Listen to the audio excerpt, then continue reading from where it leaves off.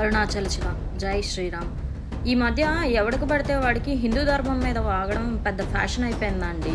ఈ మధ్య కాలంలో బాగా ట్రెండ్ అవుతున్న ఒక వీడియోని నేను చూశాను. ఒక కుక్క వాగుతుందనమాట. సారీ, వీళ్ళని కుక్కలు అనకూడదు కదా, గొర్రెలు అనాలి.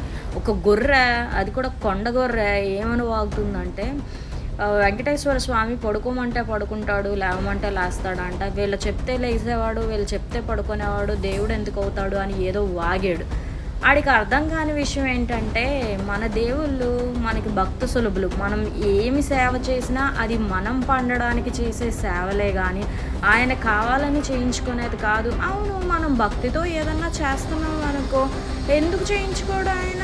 పాపం వీళ్ళు అమాయకులు చేస్తున్నారు. నన్ను ఏమంటారు అంటే, నన్ను ప్లీజ్ చేయడానికి వాడు ఏదో పాటలు పడుతున్నాడు అని నవ్వుకొని